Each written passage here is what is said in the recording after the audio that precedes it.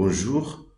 Dans cette vidéo, nous allons continuer le corrigé du contrôle final d'analyse 3. On est toujours dans la partie A et on est arrivé à la question numéro 5. Alors, dans cette question, on nous demande si le point f, si la fonction f tilde admet un extrémum en f tilde de 1. Alors avant de le faire, je rappelle le développement limité qu'on a trouvé auparavant lorsqu'on voulait trouver l'équation de la tangente et sa position par rapport au graphe de la fonction f tilde. Et alors ce développement limité montre que la fonction f tilde de x est dérivable. F tilde de x est dérivable en x égale à 1. Elle est dérivable en x0 égale à 1. Alors ça, c'est une propriété de développement limité. Si on a une fonction qui admet un développement limité à un ordre supérieur ou égal à 1, alors il est continu et dérivable. Mais ceci n'est pas vrai pour l'ordre 2 ni pour un ordre supérieur quelconque, parce qu'on peut avoir des fonctions qui admettent un développement limité, par exemple à l'ordre 2, sans qu'il ne soit deux fois dérivable. Donc ceci n'est valable que pour le développement limité à l'ordre 0, qui donne la continuité, et le développement limité à l'ordre 1, qui donne la dérivabilité. Alors bien sûr, on a la réciproque, c'est-à-dire une implication dans un sens, c'est-à-dire que si la fonction n fois dérivable, alors il admet un développement limité à l'ordre n. Ça, c'est le théorème de Taylor-Young. Mais la réciproque n'est vraie que pour n égale à 1 et n égale à 0. Alors donc ici, on peut dire que f tilde prime de 1 existe. D'accord, donc f' tilde de 1 existe, donc prime, et il est égal à ce terme-là. Or, ce terme, il n'est pas nul. Alors, il n'est pas nul, donc est-ce qu'on peut dire que le point f1 n'est pas un extrémum? Alors, pas tout de suite, parce que il faut s'assurer que le point 1, le point x0 égale à 1, n'est pas dans l'extrémité de... Donc, il faut s'assurer que le point x0 égale à 1 n'est pas dans l'extrémité du domaine de définition. Donc, à l'intérieur du domaine de définition, à l'intérieur du domaine de définition qu'on va noter par des indices f tilde, d'accord, f tilde. Donc, parce que le point x0 égale à 1 était dans l'extrémité de la fonction f, puisque la fonction f n'est pas définie en ce point. Mais quand on l'a prolongé, alors le prolongement, donc le point 1 se trouve désormais à l'intérieur du domaine de définition. Alors donc, avec ces deux conditions, d'accord, donc on peut dire que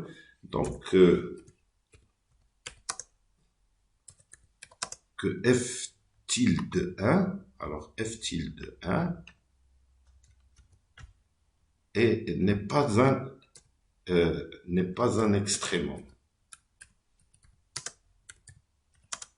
Alors attention, il se peut que la dérivée ne soit pas nulle, et malgré ça, on a un extrémum, c'est-à-dire dans le cas où on a le point situé sur l'extrémité du domaine de définition. Alors par exemple, on n'avait qu'à prendre la fonction k de x égale x dans l'intervalle, ou bien dans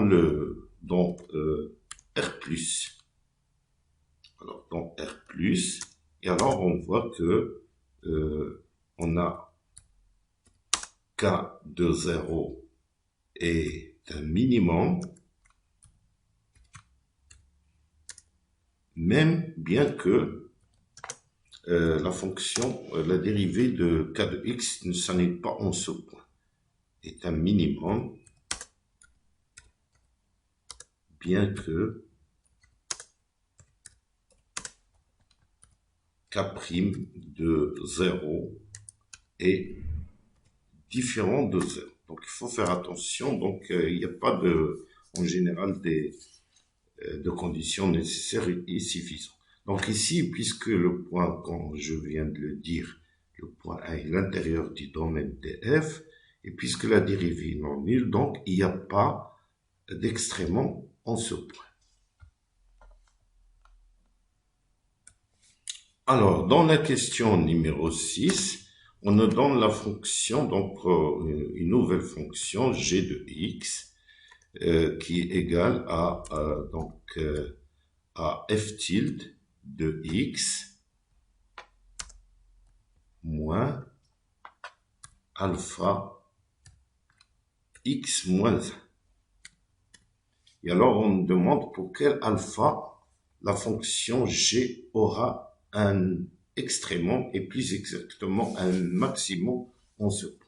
Donc, on n'a qu'à prendre le développement limité qu'on avait donc déjà utilisé. Et alors, donc ici, g de x égale à ça. Alors, donc, j'ai dit que tout d'abord, le point A, il est intérieur du domaine de G. Parce que c'est le même domaine que le domaine de f tilde. Et alors, si ce terme n'est pas nul, il n'y a pas d'extrême. Alors, tout d'abord, on doit supposer que alpha égale à ce terme. Pour espérer avoir un extrémum. Et alors, maintenant, ceci n'est pas suffisant, donc, parce qu'il se peut que la dérivée d'une fonction soit nulle. Donc, attention. Tout à l'heure, qu'est-ce qu'on a dit? Si la dérivée n'est pas nulle, d'accord, alors, et le point à l'intérieur, il n'y a pas d'extrémum. Maintenant, la réciproque, même si la dérivée est nulle, on ne peut pas affirmer tout de suite qu'il y a un extrémum. Alors, par exemple, on n'avait qu'à prendre la fonction h de x égale à x à la puissance 3. D'accord? Donc, on voit que h' de 0 est égal à 0. Et malgré ça, le point h de 0 n'est pas un extrémum pour cette fonction.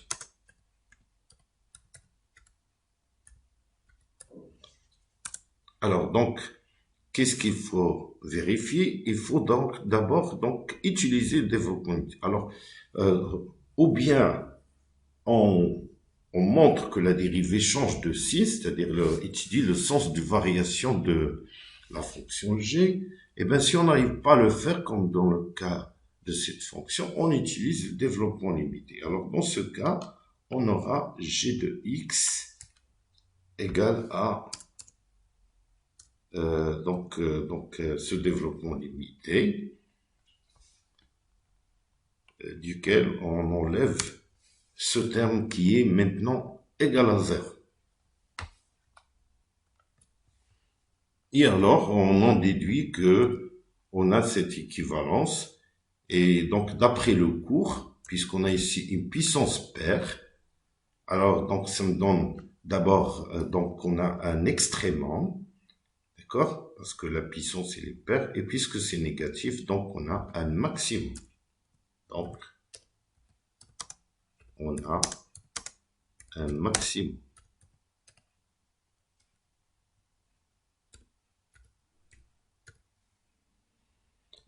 Et pour terminer, donc, dans la question numéro 7, alors on demande que la fonction f de x admet une asymptote, alors une asymptote delta au voisinage de l'infini. Si on a donc qu'il va être la branche infinie, on va calculer la limite 6 pi sur 2x moins 1 sur ln de x lorsque x tend vers plus l'infini.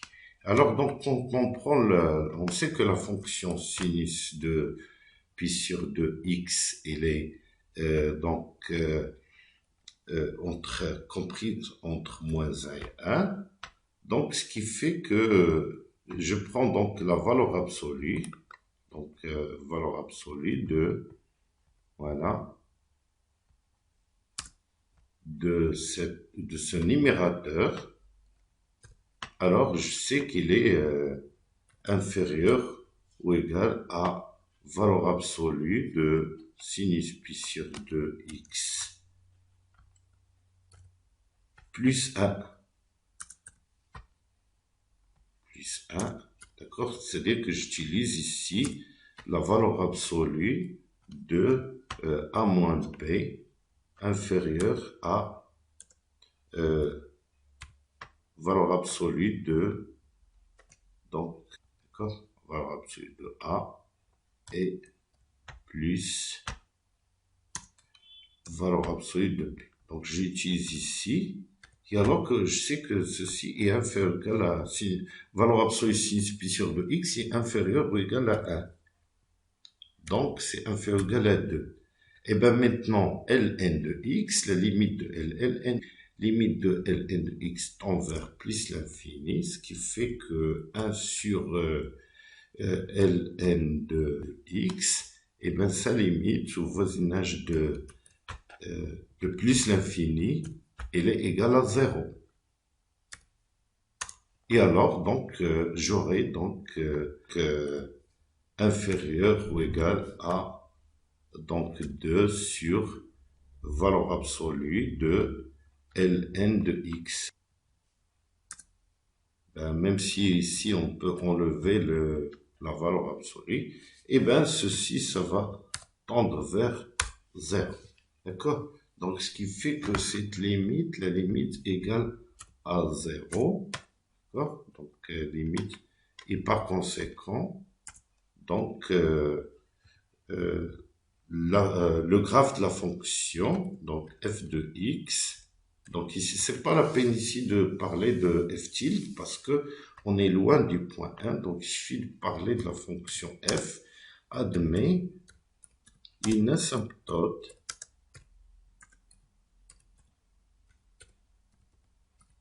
d'équation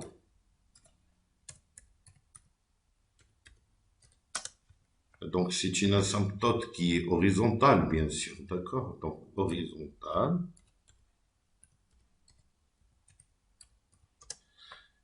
d'équation y égale à 0. Et alors, donc, pour terminer, on demande de trouver, de dire si on peut arriver à trouver la position du graphe par rapport à cette asymptote. Eh ben, il n'y a pas de, donc on peut pas avoir on ne peut pas déterminer la position du graphe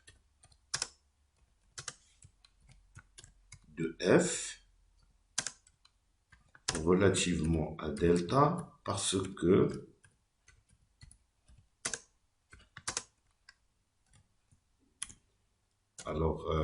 car la fonction s'annule une infinité de fois.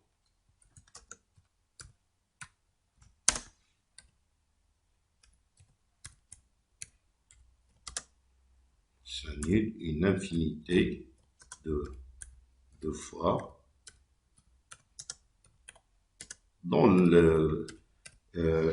l'axe au voisinage de plus l'infini. Donc, dans l'axe de parce que la fonction n'est pas définie dans la partie négative, donc ça n'est une infinité de fois dans le demi-axe OX, demi-axe positif x. Alors, donc, pourquoi ça? Parce que la fonction va s'annuler. Donc, on doit résoudre l'équation sinus pi sur 2x égale 1. Et alors, il est clair que cette équation admet pour solution, alors que ceci équivaut à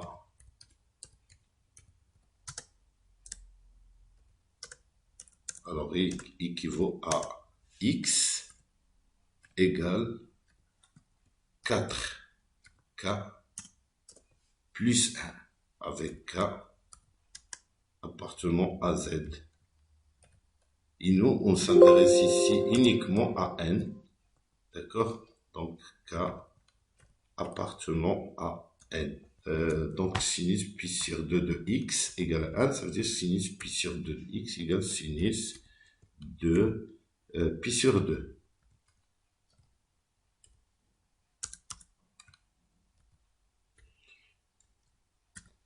Et alors, ceci montre que pi sur 2 de x égale à pi sur 2 plus 2kpi.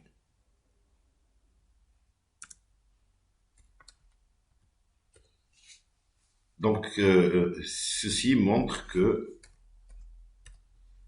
x égale à 1 plus 4k